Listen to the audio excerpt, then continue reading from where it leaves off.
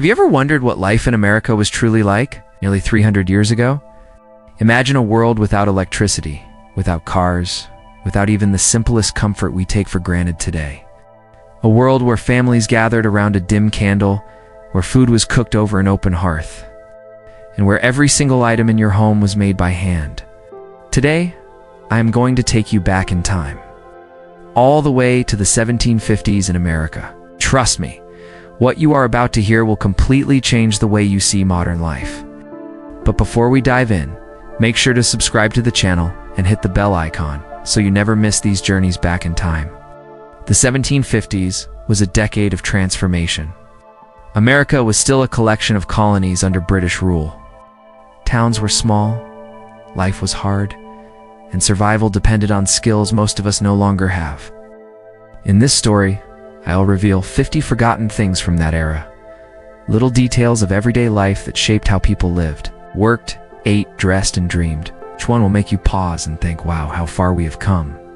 So, sit back, close your eyes if you want, and let's step into the past together. Picture a family huddled inside a small wooden cabin. The walls were nothing more than rough logs, and to keep out the freezing wind, they stuffed the gaps with clay and straw. There was no insulation, no heating system, just the crackle of the hearth fire and warm quilts passed down through generations. Every meal was prepared over an open hearth. Women stirred heavy iron pots hanging from hooks, while smoke curled up the chimney. Bread baked slowly in Dutch ovens, and children eagerly waited for the day's only hot meal. Light was precious. Families made their own candles from animal fat or beeswax, dipping each wick again and again.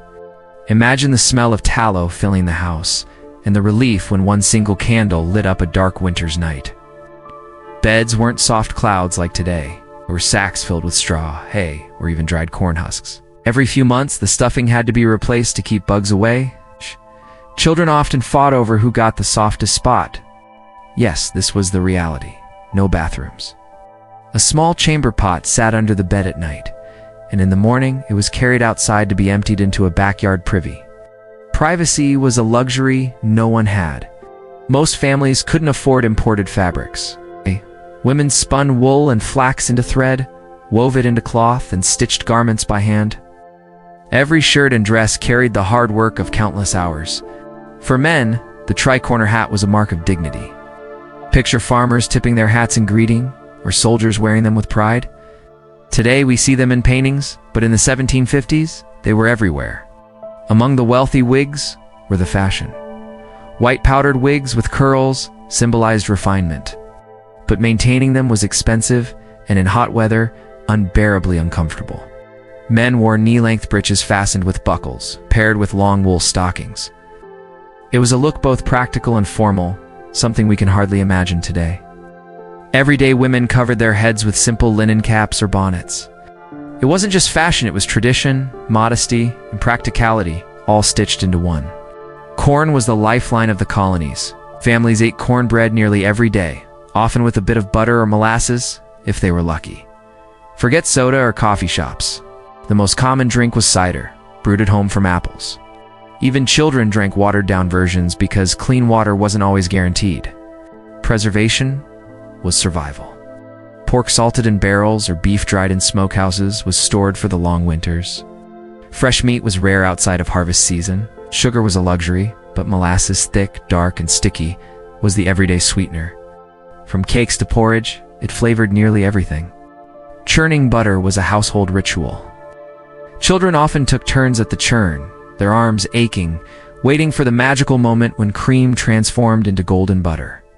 Every town had a blacksmith, hammering iron into horseshoes, nails, and tools. The ringing of metal echoed through the village like a heartbeat of survival. In nearly every home, a spinning wheel sat in the corner. It was the sound of patience, of thread being twisted, of mothers preparing cloth for their families. Fields were tilled not by machines but by wooden plows dragged behind oxen. Farming was back-breaking work, and harvest meant the difference between life and starvation. Cash was scarce. Instead, people traded goods, eggs for cloth, leather for flour. Every neighbor was part of a living marketplace. A musket wasn't just a weapon, it was a tool for survival. Hunting, protection, and even honor depended on it. Men cleaned them carefully, knowing their lives could one day depend on that single shot. The tavern wasn't just for drinking. It was where men gathered to share news, strike deals, and even debate politics that would one day spark revolution. If one book existed in every home, it was the almanac. It gave farmers planting dates, weather predictions, jokes, and wisdom. Lifeline of knowledge in a world without internet or TV. Letters traveled slowly, carried by riders across muddy trails and dangerous forests. Weeks or months could pass before news from loved ones arrived. The town square often held stocks and pillories. Lawbreakers were shamed in public, teaching everyone else a harsh lesson about obedience. Religion was at the heart of life. Traveling preachers set up tents in open fields, drawing hundreds to fiery sermons that stirred souls and shaped communities. When a new barn was needed, the entire community came together. Men lifted beams, women prepared food, children played nearby. It was hard work mixed with celebration. Women gathered to stitch quilts, turning scraps of fabric into warmth for winter. Each quilt carried stories, laughter, and shared friendship. Colonial fairs were lively. People came from miles away to trade, eat, and cheer on horse races. For many, it was the only entertainment all year. Among gentlemen, insults were sometimes settled with pistols at dawn. Dangerous, foolish, but deeply tied to pride and reputation. A tragic, painful part of America's past. In marketplaces, enslaved men, women, and children were sold like property reminders of a cruel system that scarred generations. Deep beneath the ground, families dug root cellars to preserve their harvest. Carrots, potatoes, onions, and turnips were carefully packed in straw to last the long winter. Children often ran down with candles, marveling at the cool, damp air and the earthy smell of survival. Not every home was made of logs. Many barns and smaller sheds used the old method of wattle and daub wooden strips, woven like baskets, coated with clay and mud. It was messy, it was crude, but it kept animals warm and tools safe from the weather. Dinner was simple. Instead of fine china, most ate from trenchers-thick wooden plates that absorbed the juices of stews and meats. Over time, these plates grew stained with years of meals, each one carrying the memory of family suppers by the hearth. Cleanliness was a luxury. Soap was made at home by boiling lye from ashes with animal fat. The result was harsh, strong-smelling bars that could strip dirt, but also roughen skin. Washing was not daily, but when it happened, it was a ritual of both necessity and relief. Where today we see trucks and wagons, the 1750s saw ox carts. Slow, creaking, and heavy, these wooden carts carried everything from timber to harvests. Children loved to climb inside for a ride, bouncing along the muddy roads while oxen groaned under the weight. At just 12 or 13, children were often sent away to masters to learn trades, blacksmithing, shoemaking, printing. It was a farewell filled with tears, but also hope.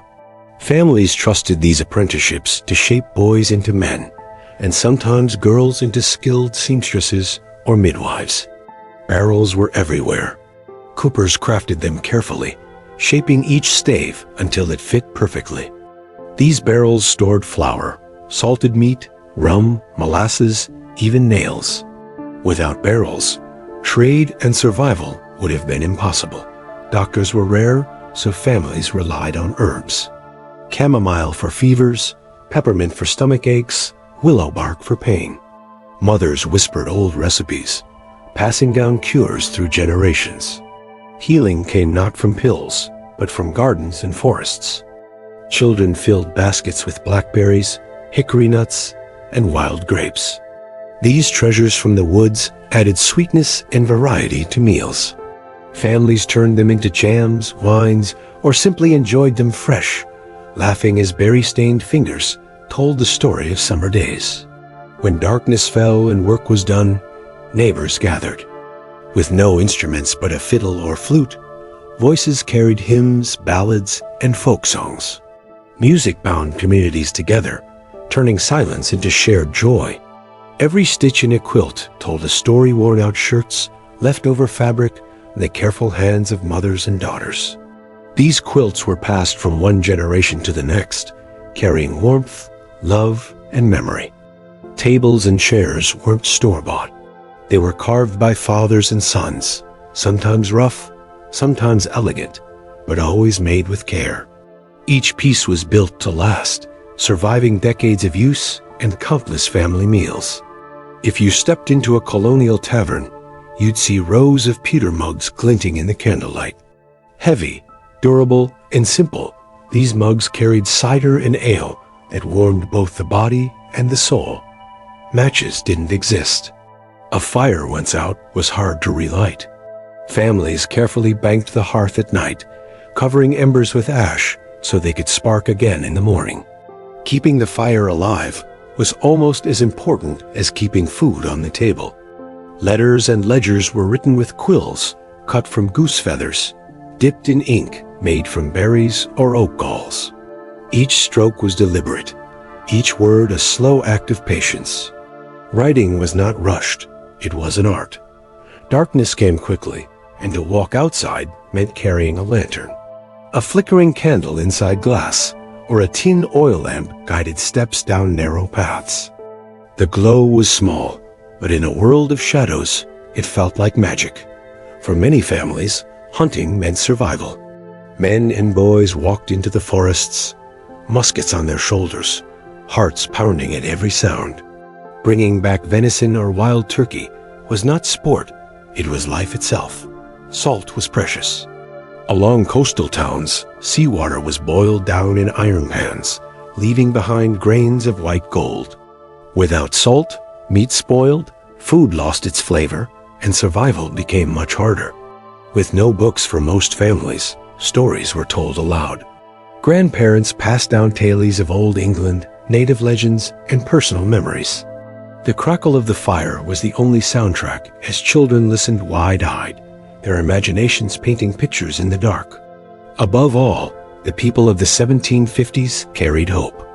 Despite hardship, poverty, and fear, they believed in a future better than their present. That hope, quiet yet powerful, planted the seeds for a revolution that was just around the corner. And so, we've uncovered 50 forgotten things from 1750s America. From candlelit nights to hand-carved tools, from songs by the fire to quilts stitched with love, these pieces of the past remind us of resilience, simplicity, and struggle. If this journey touched your heart, don't forget to subscribe to the channel, give this video a like, and share it with someone who loves history. Because the more we remember the past, the better we understand our present.